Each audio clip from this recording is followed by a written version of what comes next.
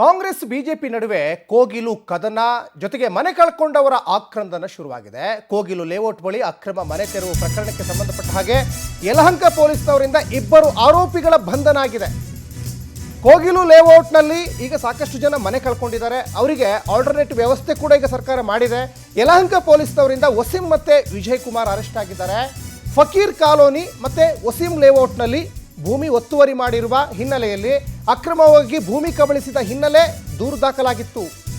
Kogilu layout ಬಳಿ ಅಕ್ರಮ ಮನೆ ತೆರವು ಪ್ರಕರಣ ಒಂದು ಕಡೆ ರಾಜಕೀಯ ಜಿದ್ದಾಜಿದ್ದಿಗೆ ಕಾರಣ ಆಗಿದೆ. ನೋಡಿ, ಬೆಂಗಳೂರಿನ ಕೋಗಿಲು ಲೇಔಟ್ನಲ್ಲಿ ಇವಾಗ ಅಕ್ರಮವಾಗಿ ಮನೆ ತೆರವು ಮಾಡಿದ್ದಕ್ಕೆ ಕೇರಳ ಸರ್ಕಾರ ರಿಯಾಕ್ಟ್ ಮಾಡಿದೆ. ಕೇರಳದ ಮುಖ್ಯಮಂತ್ರಿ ಈ ಮನೆ ಕಳ್ಕೊಂಡಿದ್ದು ವಿಚಾರವಾಗಿ ಒಂದು ಆಕ್ಷೇಪವನ್ನು ವ್ಯಕ್ತಪಡಿಸಿದರು ಪಿಣರಾಯಿ ವಿಜಯನ್.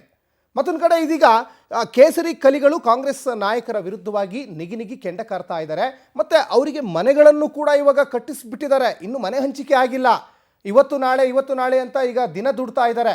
ಆದರೆ ಒಂದು 165ರಿಂದ 167 ಅರ್ಜಿ ಬಂದಿತ್ತು. 250 ಫ್ಲ್ಯಾಟನ್ನು ಕಟ್ಟಿದ್ದಾರೆ ಅನ್ನುವಂತಹ ಒಂದಿಷ್ಟು ಮಾತುಗಳು ಕೇಳಿ ಬರ್ತಾ ಇದೆ. ಮತ್ತು ಇನ್ನೊಂದಿಲ್ಲಿ ಆ ವಸೀಂ ಅಂತ ಏನಿದಾನಲ್ಲ, ಅರೆಸ್ಟ್ ಆಗಿದ್ದಾನಲ್ಲ, ಆತನ ಹೆಸರಲ್ಲೇ ಲೇಔಟ್ ಆಗಿಬಿಟ್ಟಿದೆ. ನೋಡಿ, ಇದಕ್ಕೆ ಏನು ಹೇಳಬೇಕು ಗೊತ್ತಾಗ್ತಾ ಇಲ್ಲ. ಈ ಬಗ್ಗೆ ಹೆಚ್ಚಿನ ಡೀಟೇಲ್ಸನ್ನು ನಮ್ಮ ಪ್ರತಿನಿಧಿ ಸುಷ್ಮಿತಾ ಪೂಜಾರಿ ಡೀಟೇಲ್ಸ್ ಕೊಡ್ತಾ ಹೋಗ್ತಾರೆ. ಸುಷ್ಮಿತಾ, ಒಂದು ಕಡೆ ಕೋಗಿಲು ಕದನ ರಾಜ್ಯ ಬಿಜೆಪಿ ಕಾಂಗ್ರೆಸ್ ನಡುವೆ ಶುರುವಾಗಿದ್ದರೆ ಕೇರಳ ಸರ್ಕಾರ ಕೂಡ ರಿಯಾಕ್ಟ್ ಮಾಡಿತ್ತು. ಒಂದು ಕಡೆ ಮನೆ ಕಳ್ಕೊಂಡವರ ಆಕ್ರಂದನಕ್ಕೆ ಈಗ ಮನೆ ರೆಡಿಯಾಗಿದ್ದಾವೆ, ಫ್ಲ್ಯಾಟ್ ರೆಡಿಯಾಗಿದೆ. ಇನ್ನೊಂದು ಕಡೆ ನೋಡಿ, ಈಗ ಇಲ್ಲಿ ವಸೀಂ ಆತನ ಹೆಸರಲ್ಲೇ ಈಗ ಒಂದು ಲೇಔಟ್ ಶುರು ಆಗಿಬಿಟ್ಟಿದೆ, ಆಲ್ರೆಡಿ ಇದೆ. ಏನಿದೆ ಇದ್ರ ಬಗ್ಗೆ ಹೆಚ್ಚಿನ ಡೀಟೇಲ್ಸ್ ಸುಷ್ಮಿತಾ? ಎಸ್ ಸಚಿನ್, ಏನು ಜಿಬಿಎ ವ್ಯಾಪ್ತಿಗೆ ಸೇರಿರುವಂತಹ ಘನತ್ಯಾಜ್ಯ ನಿರ್ವಹಣಾ ಕೇಂದ್ರಕ್ಕೆ ಸೇರಿದಂತಹ ಜಾಗದಲ್ಲಿ ಕೆಲವೊಂದಿಷ್ಟು ವಲಸಿಗರು ಅಕ್ರಮವಾಗಿ ನಿವೇಶನಗಳನ್ನ ಅಂದ್ರೆ ಮನೆಗಳನ್ನ ಕಟ್ಕೊಂಡಿದ್ರು.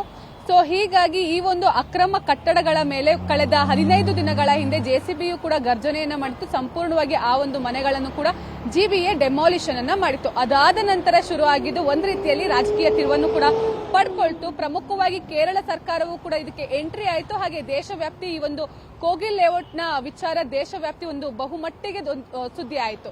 ಸೊ ಹೀಗಾಗಿ ಇದಾದ ನಂತರ ಅಲ್ಲಿರುವಂತಹ ನಿವಾಸಿಗಳಿಗೂ ಕೂಡ ನಾವು ಮನೆಯನ್ನ ಕೊಡ್ತೀವಿ ಅಂತ ಹೇಳಿ ಸರ್ಕಾರವೂ ಕೂಡ ಒಂದು ಭರವಸೆಯನ್ನ ಕೊಡ್ತು. ಈ ನಡುವೆ ಇದೀಗ ಏನು ಇಬ್ಬರ ಮೇಲೆ ಎಫ್ಐಆರ್ ದಾಖಲಾಗಿತ್ತು, ವಸೀಂ ಹಾಗೆ ವಿಜಯ್ ಕುಮಾರ್, ಇವರಿಬ್ಬರೂ ಕೂಡ ಅಕ್ರಮವಾಗಿ ಜಾಗವನ್ನ ಒತ್ತುವರಿ ಮಾಡಿಕೊಂಡು ಅಲ್ಲಿ ಮನೆಯನ್ನ ನಿರ್ಮಾಣ ಮಾಡ್ಕೊಳ್ಳಿಕ್ಕೆ ಸಹಕಾರಿಯನ್ನ ಮಾಡಿದ್ರು ಅಲ್ಲಿರುವಂತಹ ಜನರಿಗೆ ಅನ್ನುವಂತಹ ಒಂದು ದೂರಿನ ಅನ್ವಯ ಇವರಿಬ್ಬರ ಮೇಲೂ ಕೂಡ ಎಫ್ಐಆರ್ ದಾಖಲಾಗಿತ್ತು. ಸದ್ಯ ಇವರಿಬ್ಬರನ್ನು ಕೂಡ ಯಲಹಂಕದ ಪೊಲೀಸರು ಇವಾಗ ಅವರಿಬ್ಬರನ್ನು ಕೂಡ ಅರೆಸ್ಟ್ ಅನ್ನ ಮಾಡಿ ವಿಚಾರಣೆಯನ್ನು ಕೂಡ ನಡೆಸಿದ್ದಾರೆ. ಇದರಲ್ಲಿ ಪ್ರಮುಖವಾಗಿ ಗಮನಿಸಬೇಕಾಗಿರೋದು ಏನು ಅಂತ ಹೇಳಿದ್ರೆ, ಯಾವೊಂದು ಜಾಗದಲ್ಲಿ ಕೋಗಿಲ್ ಲೇಔಟ್ ಅಲ್ಲಿ ಯಾವೊಂದು ಜಾಗದಲ್ಲಿ ಮನೆಗಳು ತೆರವಾಯಿತು ಆ ಒಂದು ಲೇಔಟ್ ನ ನಿಜವಾದ ಹೆಸರು ವಸೀಂ ಲೇಔಟ್ ಹಾಗೆ ಫಕೀರಪ್ಪ ಲೇಔಟ್.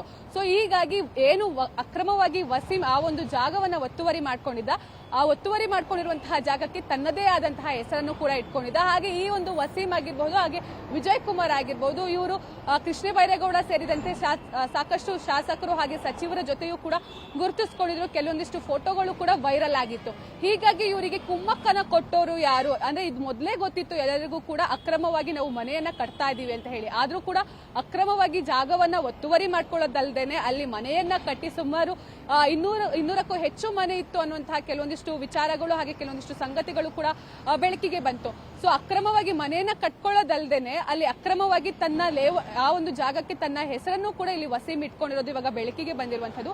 ಹೀಗಾಗಿ ಪೊಲೀಸರು ಕೂಡ ಈತನನ್ನ ತೀವ್ರವಾಗಿ ವಿಚಾರಣೆಯನ್ನ ಮಾಡ್ತಿದ್ದಾರೆ. ಈತನ ಹಿಂದೆ ಯಾರಾದ್ರೂ ರಾಜಕೀಯ ಶಕ್ತಿಗಳು ಕೂಡ ಕೆಲಸ ಮಾಡ್ತಿದ್ಯಾ, ಎಲ್ಲವೂ ಕೂಡ ಇವಾಗ ತನಿಖೆ ಆಗ್ತಾ ಇರುವಂತದ್ದು. ಸಚಿನ್, ಧನ್ಯವಾದ ಸುಷ್ಮಿತಾ ತಮ್ಮೆಲ್ಲ ಡೀಟೇಲ್ಸ್ಗಾಗಿ.